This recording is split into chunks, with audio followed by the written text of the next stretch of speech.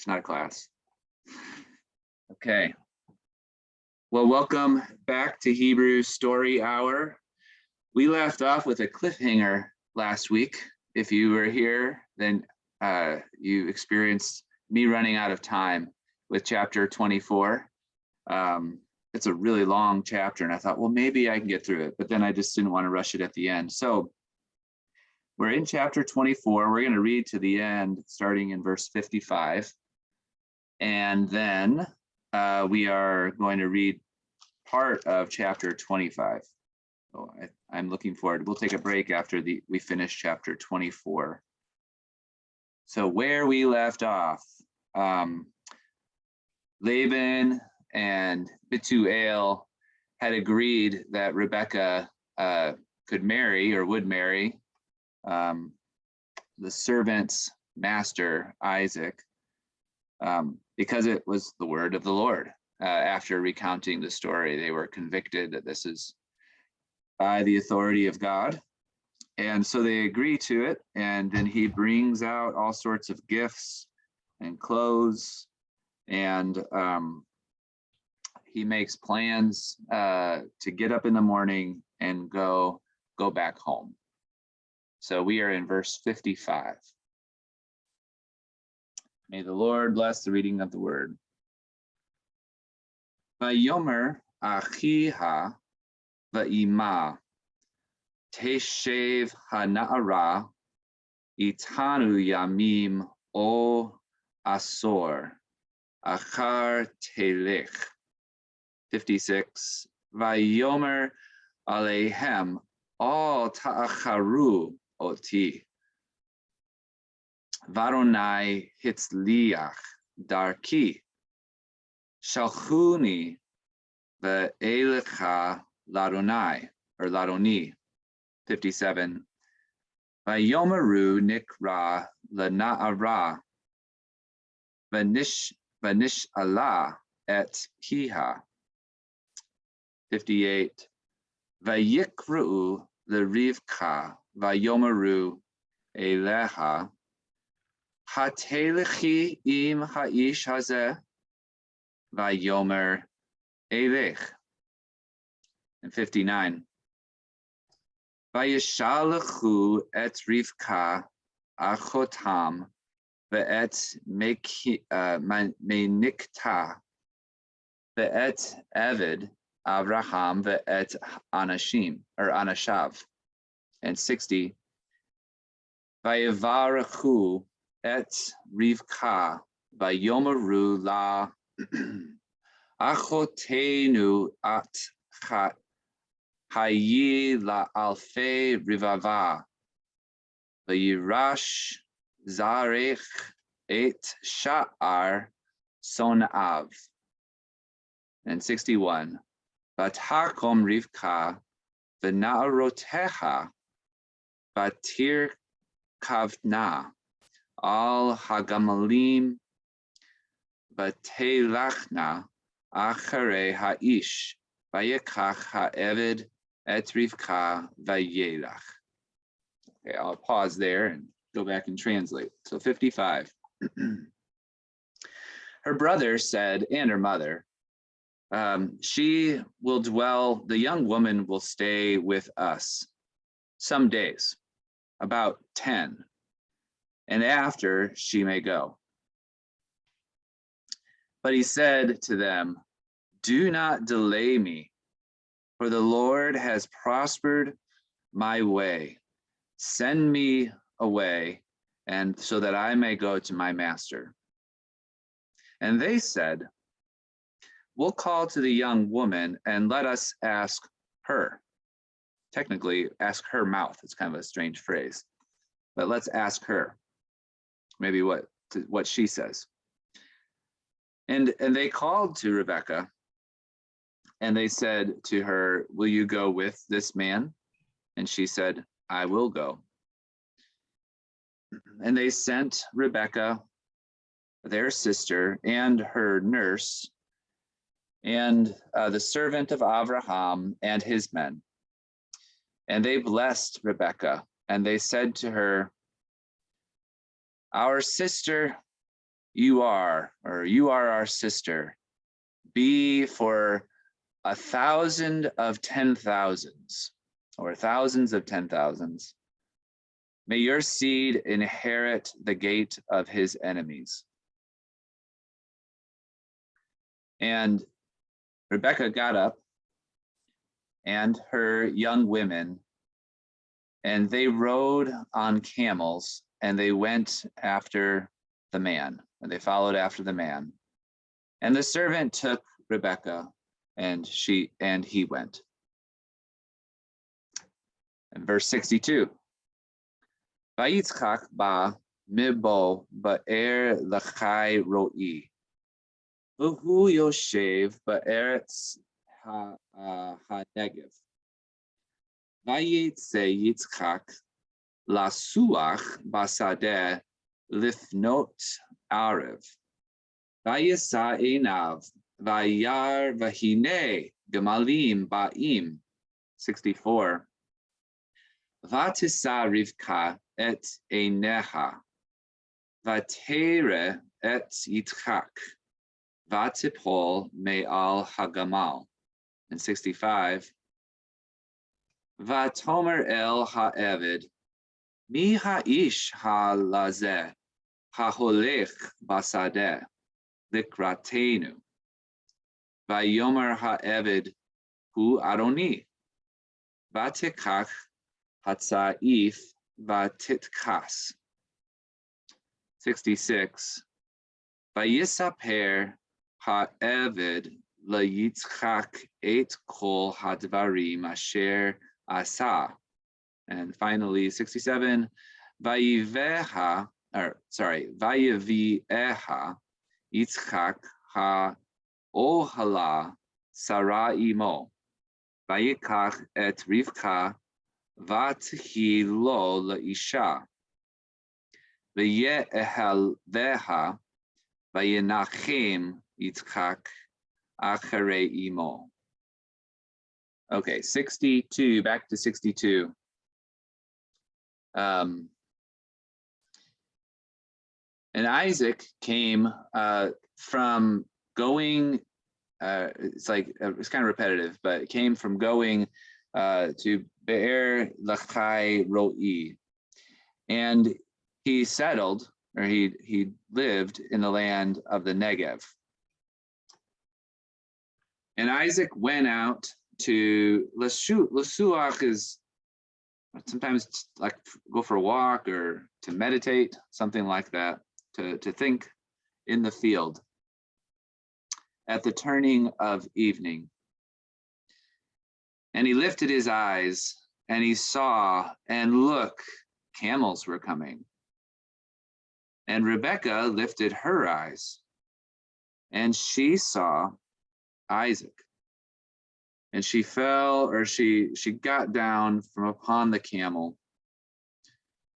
And she said to the servant, who is this man who is coming in the field, or is walking in the field to meet us? And he said, the servant said, he's my master. And she took the veil and she covered herself. And the servant recounted to Isaac all the things that had happened. And Isaac brought her to the tent of Sarah, his mother. And he took Rebekah, and she became his wife. And he loved her. And Isaac comforted himself after his mother. Okay, I'm going to pause there. We read 55 through 67. We'll take just a few minutes here for any discussion or questions on this story, or I mean, it's really just the ending of the story that we read last week. Any observations or questions?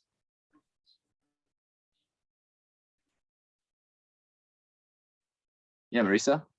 Could you pronounce the last word of verse 59, please? Sure. Last word of verse 59, Elech. Oh no, that's 58. 59 is I see they found Anashav. it back here. It's Anashav. Does that sound right? I think I said Anashim and then or Anashav and then I fixed it, but Anashav, his men. Yeah. Other questions or observations?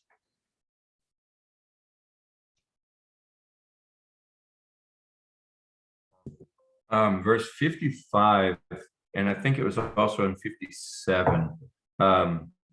They described it, if I understand it right, a little girl, not Na'ara. Yeah. Is that right? Well, Na'ar, and the feminine version of that, Na'ara, is a pretty general term for young person. Sometimes it's also used for servant. So a young man, it's not a child. It's not a term for like a yeled, or a yeledah, might be for child, but I mean, I think she's marriageable age, but that doesn't mean that she's in the marriageable age that we might have in mind. But Na'ara, 13. yeah, I would think she would be imagined to have been. It's just a pretty broad term.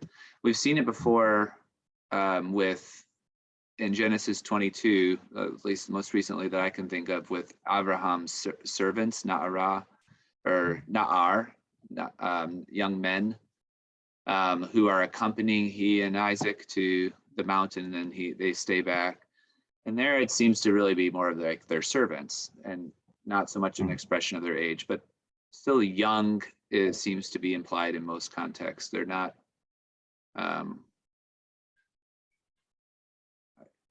it's hard to talk about life stages with some of these words, but Na'ara is somewhere between a yeled and an ish, or an isha. Marisa?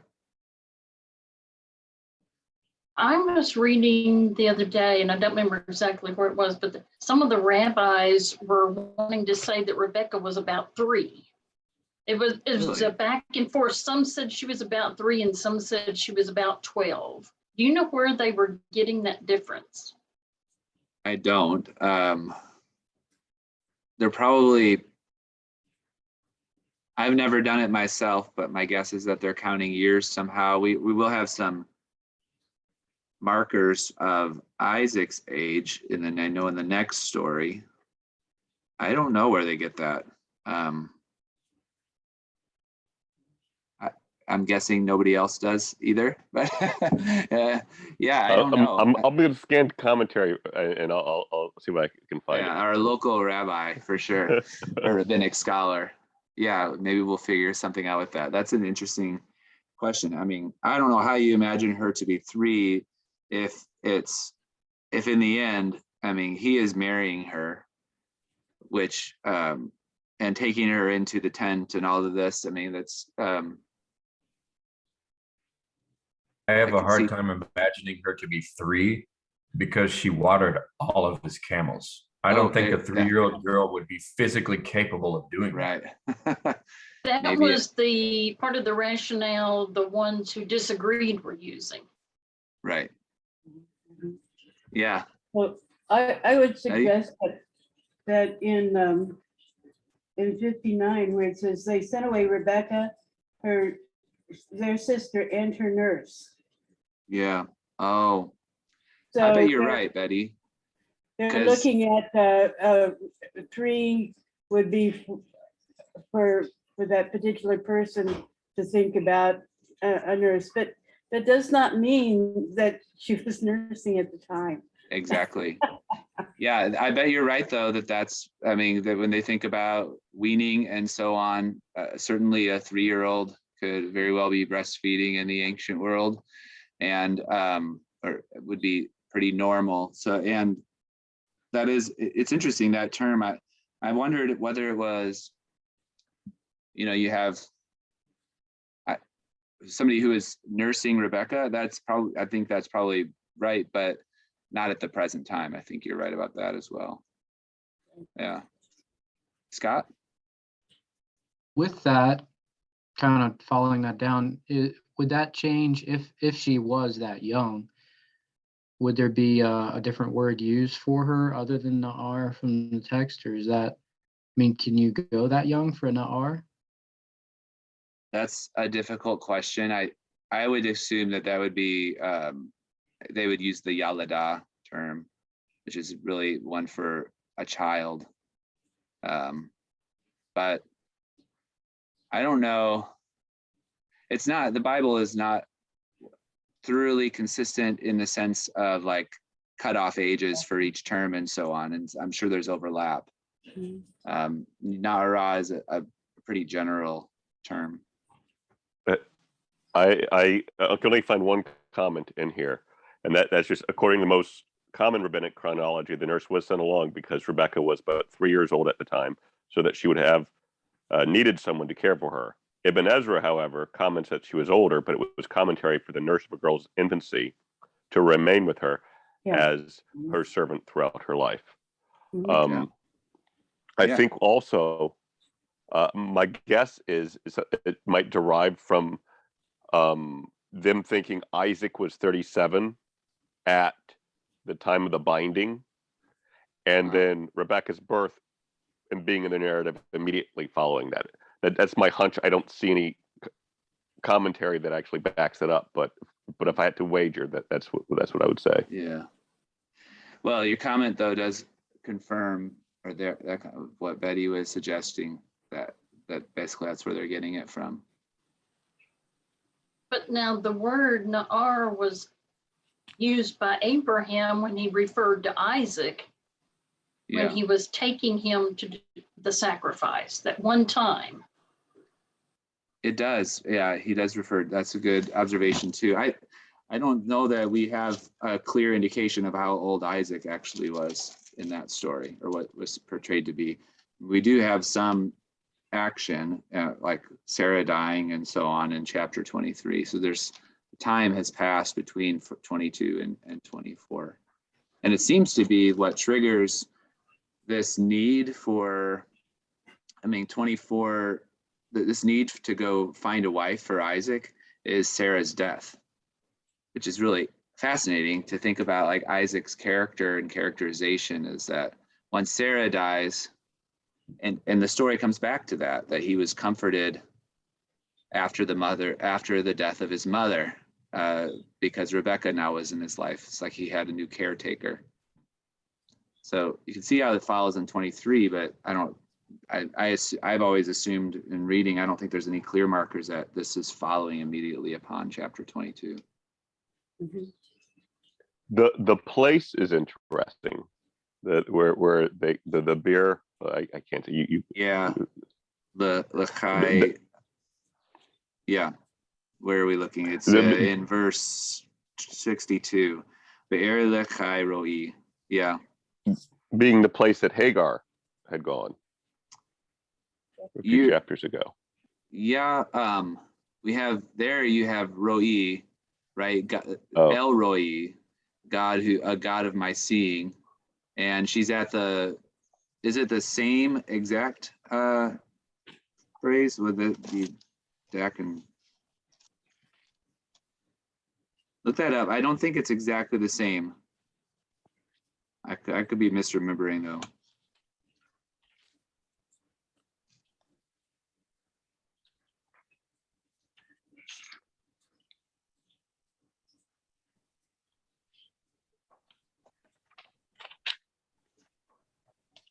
It is important. It's almost always important when information like this is given. I was thinking about it earlier. It's like, well, how is it important that Isaac was kind of coming from this other place into the Negev? The Negev is south. It's kind of the desert. Like it's around Beersheba, which is the southernmost city in Judah. And we do have stories, like a lot of Abraham stories revolve around Beersheba.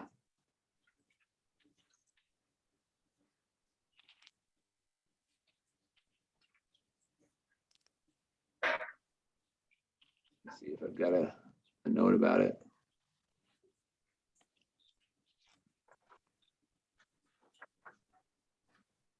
It's chapter 16, verse 14. Is it the same place there? Yes, it's, the well was named that. Oh, And Yeah, that's what Love it. Hagar calls the well, because God had seen her. This is the well of God seeing me. yeah. Right? 16 verse 14. Yeah, good. I need to make a note about it. Yeah, so what might the significance of that be? I mean, it's a location, right?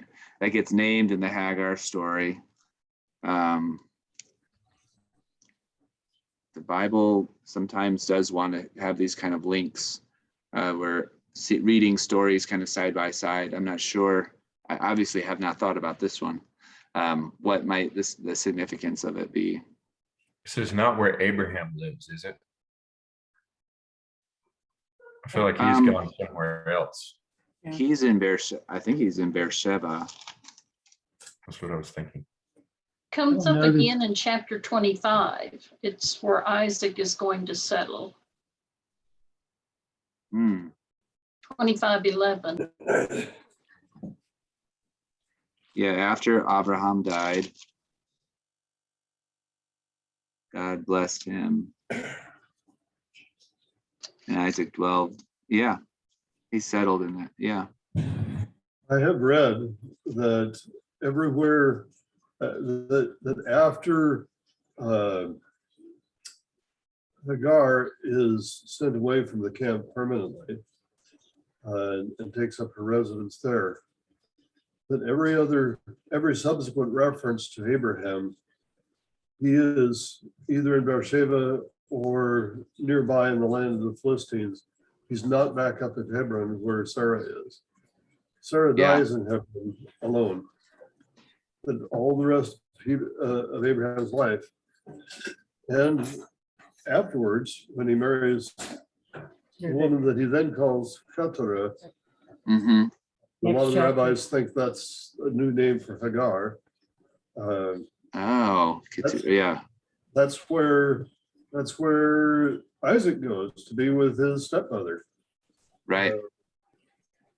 It makes a great deal of sense from the text. The rabbis not only, I mean, I defer to their large knowledge, but from the text, even in English, there Yeah. are two places subsequently in the story of Joseph, here in the same book of Genesis, and also later in Judges, where a group of people are called Midianites, and then a few sentences later are called Ishmaelites. Yeah. And the way that Midianites could be Ishmaelites is, since Midian is the son of Keturah and Ishmael is son of Hagar, would be if Keturah was Hagar. Yeah. That adds a whole new color on the latter stages of Abraham's life. Yeah, for sure. Yeah, so we have that story like the very next verse in 25 where we have Keturah. Yeah, it's giving me a lot to think about, everybody. I appreciate this. I think there is, it gets me thinking about like sort of the nature of these stories. And in some ways, sometimes the Bible doesn't, sometimes we have questions and they're good questions, but the Bible doesn't care about. And other times there are sort of these kind of hidden links where, and they're not really hidden, but these links that just kind of have a world of assumption in them, kind of a narrative within them that the story is not really focusing on, but they're still kind of are expanding the narrative. Thinking about Isaac going back to hang out with Ishmael and Hagar or something, or at least with that kind of feeling a connection with the other part of the family is worth considering. It's good. I saw another hand, I think, but anybody? Yeah, Scott? I don't know, this may be a little bit reading into it, but I found it interesting that back in 24, so we know the meaning of Bir Laharoi, Yeah. the well, the one who sees me, the living one who sees me. Mm-hmm. So Isaac leaves there after his mother's death at some point, and was dwelling in the Negeb, and it's not, and it's there that he goes out and sees, verse 63, after leaving the well of the one who sees me, he goes out in the field, and that's when he sees his wife, Rebecca, and then returns there later. I don't know if there's something, after the deaths of parents, if he left a place of blessing, or a place of where it was called the God who sees me, and then he returns there after finding a wife. Right. Yeah. What he's doing in the Negev is part of that question, I think, is, he seems to be mourning, sort of mourning out there, whatever suak is, meditating, going for a walk or whatever. But it seems, the story tells us that he was, the very last verse, that he comforted himself after his mother, or that he was comforted, or something along those lines. So it's like he was away from home for this time of reflection or something. And that's where which the Negev is a pretty broad area. It's not a particular city or location. So somewhere down south, it's kind of like in Wisconsin, I'm from Milwaukee, and anybody going on vacation would go up north. Like it seemed like everything to me was up north, because my friends would go on vacation. It's sort of like I'm going to the Negev. I feel like, the Negev is kind of just south. But I don't know if it's also kind of a deserted area, and it's kind of, there may be something to these kind of in between places, these kind of wilderness type places or areas for transit that mark transition. This first meeting between the two. But then he takes her to wherever his mother's tent would be. It's interesting you were saying about the wilderness places, that so many of the experiences that we read about with God occur in wilderness places. Yeah. For I sure. think it's kind of fascinating that he's at a wilderness place where the well of the living one who sees, right? Right. And that's where he went in mourning. Yeah. After his mother passed. Yeah. Another kind of narrative feature just about this story is, I think, is somewhat humorous. I don't know that it's meant to be humorous, but just like this, the repetition that Isaac lifted his eyes, or he lifted his eyes and he saw Rebecca, and then she lifted her eyes and saw Isaac, and then Vatipol me al hagamal. So she fell off her camel. I mean, I think she got off her camel, but just like this kind of, and then there are these really significant moments where you have, and Isaac loved her. Like, that's the biblical narrative is very sparse with talking about kind of inner emotions or feelings. And love is not just a feeling, but it's a commitment. But there is this kind of love connection in this story that we shouldn't miss, because we're going to see them at odds, Isaac and Rebecca, in the very next story. But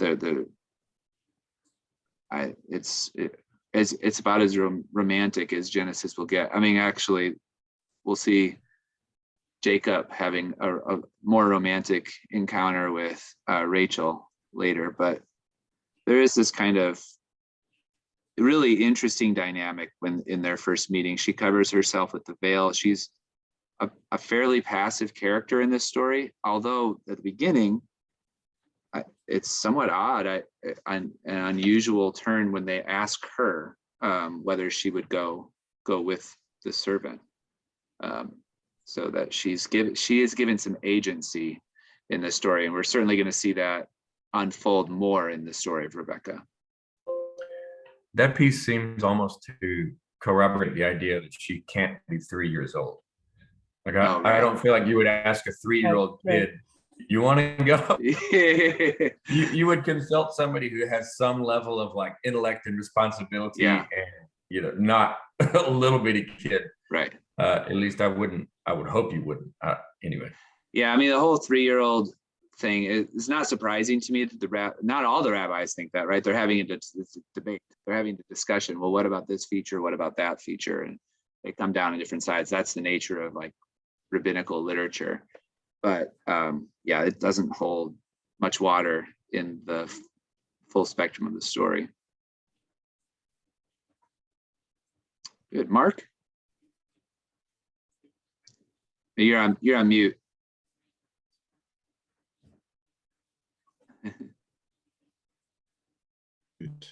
There you go. Am I there? You're Okay. here.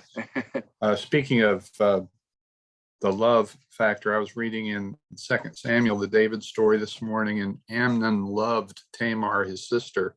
Mm. So another example of a word that has pretty wide range. Yeah. Ahav is, I mean, it's what you should love the Lord your God with all your heart. It's in the Shema. I mean, it's and it shows up. It really doesn't entail, mostly it's really about loyalty and commitment, more than swooning emotion.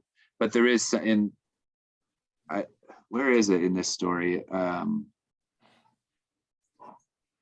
It's at the very end, right? Right. Last verse. The last verse, and it's just this extra note that it does have a pretty broad meaning, but yeah, he took Rebecca, she became his wife, and he loved her.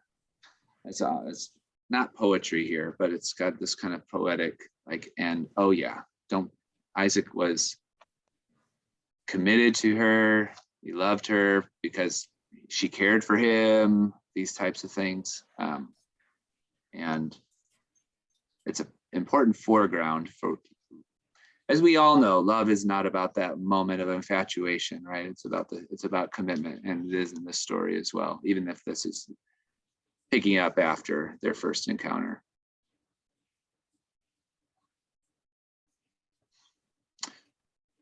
Okay, well, oh yeah, Scott, final comment, and we'll read on one more story today. Yeah, just a broad question on Hebrew in general. How often do you, I know you find this in Greek sometimes, where the writer will intentionally use like there will be a play on words, like they'll use a word that sounds like something else in the text, or just kind of be a little playful, and it seems to be very intentional as to the word choice. Does that happen in Hebrew at all? I guess I'm going back to my sight comment. I just keep thinking about the one who sees, and then there's all these comments about sight. Is that intentional or is that coincidental, do you think? No, I think there's a lot of purpose, artistry in these Hebrew stories.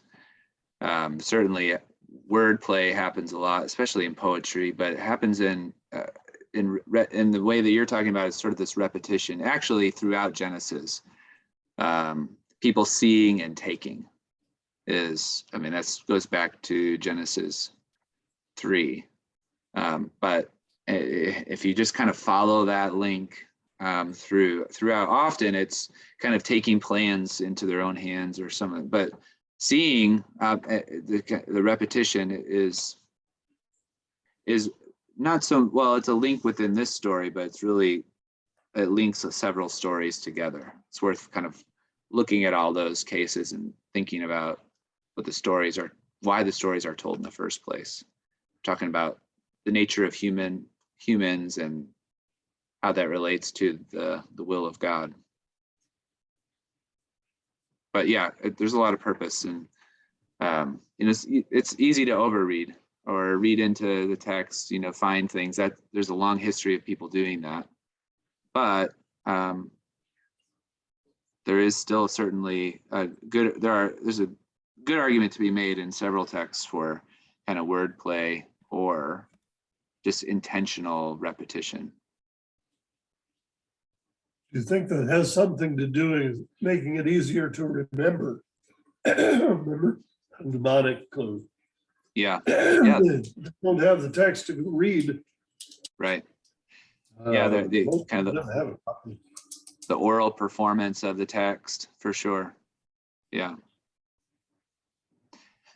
All right, well, the second story for today, we're going to skip some of the genealogies. Not that the genealogies aren't important. They are super important in the context of Genesis, but they're not so story-like. So there's a lot of stories built into genealogies, but we're going to move to verse 19 and read about the birth of Jacob and Isaac. And in many ways, this is not Jacob and Isaac, Jacob and Esau. In many ways, this is the beginning of a new block of stories. It's because we have a transition here to some new characters. So verse 19 of chapter 25.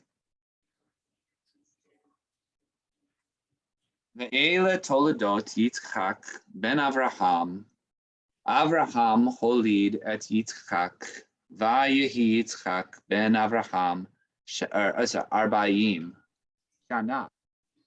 Vekachto et Rivka bat Betuel Arami Mipadan Aram Achot Lavan Ha-arami lo leisha. Verse 21. V'yetar Yitzchak l'Adonai lenochach ishto ki akara hi. Vayeater lo Adonai v'tahar Rivka ishto. Verse 22. Vayit rotzitzu habanim, v'kirba v'tomer im kain lama ze anochi, v'telech dir lid rosh et Adonai, v'yomer Adonai la, shnei goyim b'vitnik, u'shnei le'umim Mime ayach yipharedu ulaom milom ye'ematz varav ya'avod tzair. Okay, we'll stop there at the end of the poem. So verse 19, these are the generations, and Toledot is the word that always marks, you can outline Genesis through the Toledot, the genealogies. These are the generations of Isaac, son of Avraham. Avraham begat Isaac, and Isaac was 40 years old when he took Rebekah, daughter of Betuel, the Aramean from Padan Aram, the sister of Laban, Laban, the Aramean, for himself as a wife. And Isaac pleaded to the Lord on behalf of his wife, for she was barren. And the Lord listened to his plea, and Rebekah, became pregnant. Rebekah, his wife, became pregnant. The sons in her womb struggled with one another. And she said, if this is the way, why? This is a convoluted question. There's usually an addition, why do I continue to live? It's why is this, am I? She's like kind of stumbling out this question. There may be a text critical issue here, but so we'll go with why, if this is how it is, why am I? And she went to seek the Lord. And the Lord said to her, Yahweh said to her, 2 nations are in your belly. 2 peoples from your womb will be divided. 1 people will be stronger than the other people. and the greater will serve the younger, or the older will serve the younger. Okay, verse 24. Vayimlu yamecha laledet, vahine tomim bevitna. Vayetse harishon admoni kulo ka'aderet se'ar. Vayikra'u shemo Esav. Verse 26. Va'acharei chen yatsa achiv vayado ochezet ba'akev Esav. Vayikra shemo Yaakov.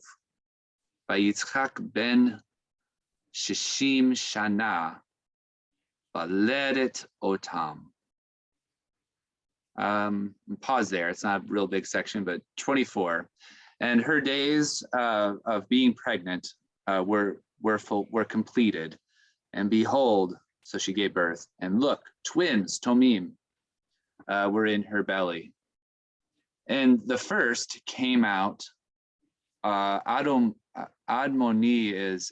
is red. So this is ruddy or reddish. It's actually the word that's used for describing David as being good looking, or so let's not throw Esau totally under the bus here, but kind of it's usually understood as looking all red, kulo. And then he had as a hairy se'ar garment, or talking about being a hairy child. And they called his name Esau. So they named him Esau. And after this, his brother came out, and his hand was grasping on the ankle of Esau, and they named him Jacob. And Isaac was 60 years old when they were born. Okay, verse 27. Vayigdalu hana'arim Vayihi Esav ish Yodea Tza'id, or Tza'id, ish Sadeh, Vayaakov ish Tam, Yoshev Ohalim. 28. Vayehav Yitzchak et Esav ki Tza'id, Befiv, Verivka Ohevet et Yaakov. 29. Vayazid Yaakov Nazid, Vayavo Esav min hasadeh, Vahu ayef. Vayomer Esav el Yaakov, Hali'itenu na, min ha'adom hazeh, ki ayef anochi. Al kain kara shemo Edom. 31. Vayomer Yaakov, Michra chayom et bechorat cha li. And 32. Vayomer Esav, hine anochi holech lamut, valama ze li bechora. 33. Vayomer Yaakov, Hishava Ali Kayom Vayeshava Lo, Vayimkor et Bichorato La Yaakov. And 34. Yaakov Natan La Esav Lechem Unizid Adashim. Vayochal, Vayesht, Vayakom, Vayelach, Vayivis Esav et Bechorah. Okay, and then going all the way back to 27, translate the rest of this. Okay, so we have young men. The young men grew. And Esau was a man who knew wild game. So he knew hunting. and a man of the field. And Jacob, he was a man, a civilized man, dwelling in tents. And Isaac loved, here's our word, Esau, for game was in his mouth. So basically because he brought him tasty food. And Rebekah loved Jacob. Maybe say, but Rebekah loved Jacob. Now, Jacob was cooking stew, and Esau came in from the field, and he was weary. And Esau said to Jacob, "Give me a swallow from the red stuff, this red stuff, for I am weary." Therefore, he called his name Edom, Edom, a play on the red. And Jacob said, "Sell me first your birthright." And Esau said to him, "Look, I'm going to die. What is this to me, the birthright?" And Jacob said, "Swear to me first." And he swore to him, and he sold his birthright to Jacob. And Jacob gave Esau bread and stew of the lentil stew out of Shem. And he ate and he drank and he got up and he went. And Esau despised his the birthright. Okay. So we have some things that come up again from even the last story. It's one of the values of reading these in succession, or even thinking about the love characteristic here. We have a division in their loyalties between Esau and Isaac loving Esau, Rebekah loving Jacob. Observations or questions?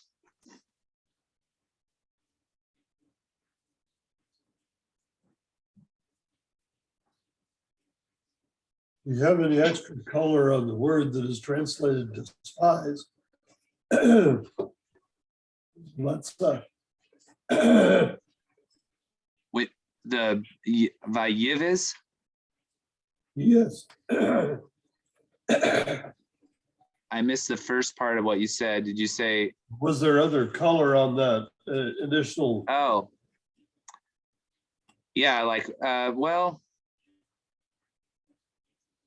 I don't know. Despise is a kind of a strong word in some ways. I mean, he refused, he rejected, he didn't care for it. I would say we kind of the intent here. You see where else it might occur.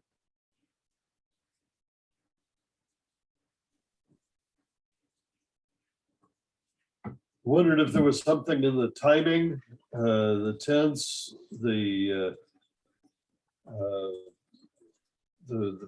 is this a repetitive thing? Is this something he had always despised it? No, yeah, this form, we have, I would call it Vayiv Tol. There's all sorts of grammatical discussion about this form, but you have several of them. Actually, you have 5 verbs in a row that are all the same. They're all Vayiv Tols, which is essentially within narrative context, punctiliar kinds of actions and in the past. So, and there is something to this kind of abrupt ending to this story. He ate, he drank, he got up, he went, he despised. But this one I think is more, Vayiv is this, despise is more summary. Let's see. I don't see where it occurs in Genesis otherwise, but it's usually to kind of just regard with contempt. So there's nothing in the sense of like he was born despising it or something. I imagine he would have valued it. Even the word for birthright, bichorah, is just by virtue of being born first, anything that comes along with that. And he's upset about it later. So he clearly he understood the value of it. His explanation here, of course, is I'm going to die. What does it matter? There's a lot of worthwhile discussion about Jacob's character, and we're launching into Jacob's character here, even from his birth narrative, right? But do we side with Esau or do we side with Jacob? Which way does the story want us to be sympathetic to Esau or not? It's a different question than whether you are sympathetic to Esau or not, but does the story want you to be? Is the story framed in such a way that it's portraying Esau? How is it portraying Esau? Now, I would say that he's being the first description in contrast with Jacob being Tom, which I translated as civilized, as a person of the tents, I think is important. It's not bad that Esau is a man of the field, but there is this. It's a really similar story in some ways, at least in description, to this other ancient Near Eastern story, the Epic of Gilgamesh. And in that story, you have Gilgamesh, kind of the hero of the story, who is a city guy. He's the king of Uruk. But there's this counterpart that the gods create. His name is Enkidu, and he's wild, and he has hair all over him. He lives in peace and harmony with the wild animals until he's kind of tamed, and then he loses his peaceable relationships with the wild animals, and he sort of becomes civilized. I see there's something of a contrast between kind of Esau, the wild man, which is not bad. Like if the Enkidu story, it's not bad. It's just different, and I think that's the way it is here too. But Jacob's portrayal of, sometimes the story I think is wrongly taken as like Esau, the real man, and Jacob sort of like the conniving city guy. Well, it's not really, I don't think, the intent here. It's Tom is often used for Job. Job is blameless. He's Tom. He's kind of everything together. And then right after that, you have the contrast between why Isaac and Rebekah, and why they love them. It's fascinating to see such equal treatment, such fair treatment. Mm-hmm. Moses is writing this to inspire the descendants of Isaac and of Jacob.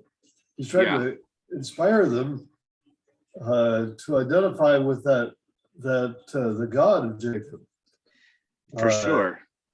And he's not presenting Jacob as this flawless character, nor is he presenting the Esau, whose descendants are more often enemies to the descendants of Jacob in the time of Moses.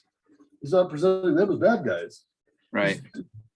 He's actually writing this very fairly. Yeah. In spite of the purpose that he's writing the whole scroll. Right. Yeah. This is wonderful honesty. It really is wonderful. It makes for much better storytelling than the characters we would call round characters. You have to sort of figure them out and walk with them, and they're a bit unpredictable. They're human, that's why I think it fits so well. Do you think we have something of a negative description of Esau in his language? And just he's kind of brutish.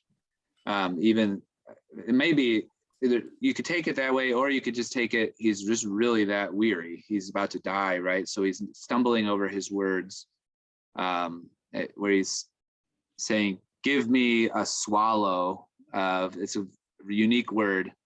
It doesn't occur very often. And then he repeats it. The Adom, he's just like, he doesn't use a word for stew or food. It's just the red. Give me the red. And then he repeats it, the red. And some, I think, have made a good argument that he is portrayed in a way that that as somebody who lacks wisdom. Wisdom, on the other, in comparison with Jacob, who is, good with speech, and he can scheme and plan, and he's prepared, all of these types of things. And that perhaps those features mirror Isaac and Rebekah as well, as we'll see. Rebekah taking the lead in scheming in future stories. Mhm.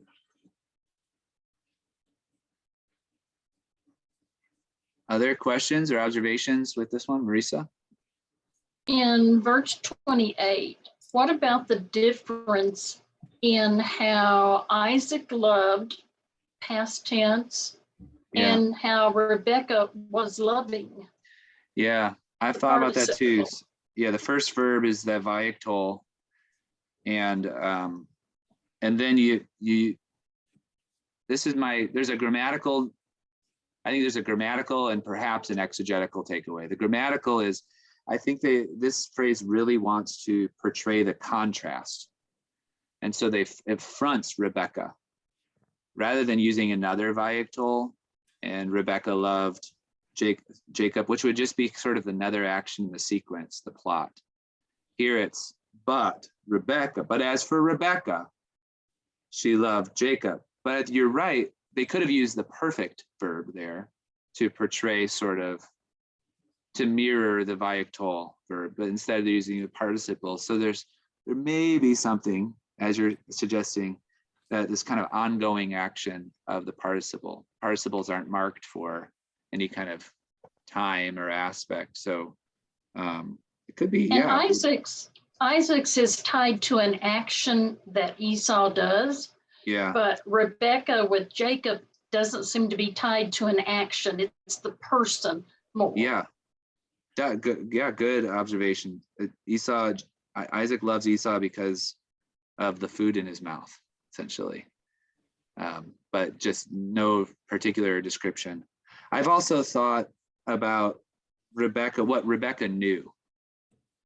And I don't know that this led necessarily to her love for Jacob, but she knew, and not Jake.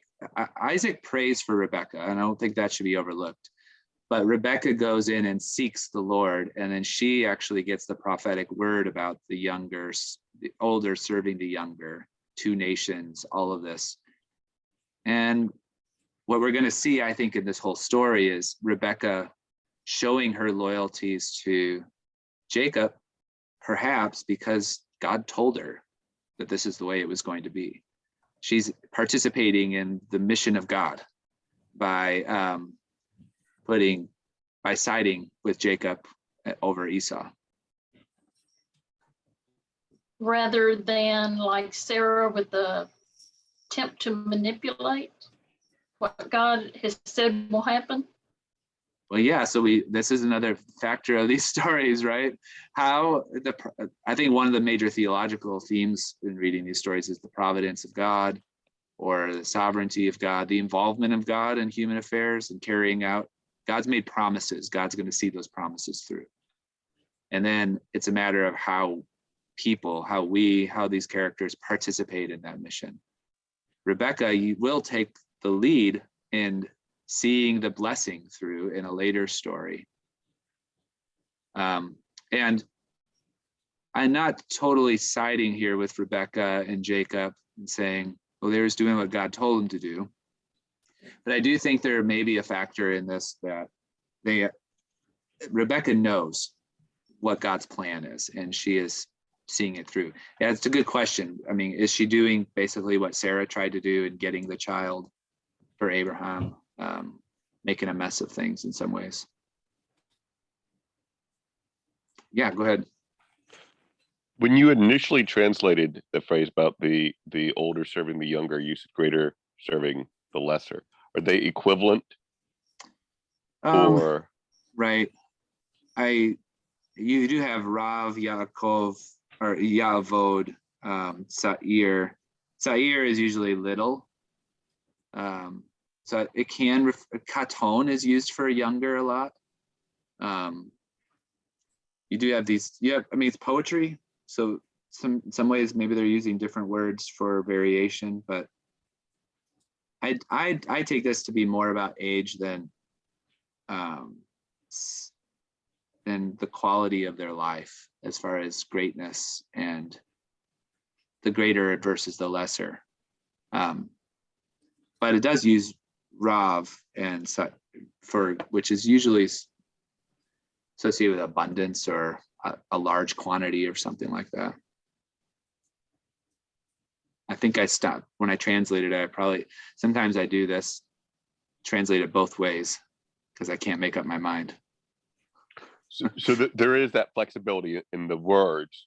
We have to figure out from the context which one to use. Yes. That's what I'm trying to find out. Yeah, for sure.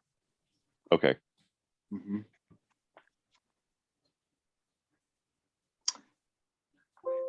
Well, I can share one more thing. Hour and a few minutes over, so I'll hang out if you want to talk some more about other things. But we're going to just finish our time for today. Next week, I cannot meet, so I really don't like doing this because what I discovered over the break is that we lose people if we take a week off. But I have another teaching obligation. If you happen to log on to my Zoom number during the time, you'll pop right into the middle of an Isaiah class. So, or maybe trying to get in and won't be let in or something along those lines. But we will pick back up in 2 weeks and I'll put a Facebook announcement out about it. But thank you for I always learn a lot from this myself. So I appreciate you all being part of the group. Adonai Yimachem. Right.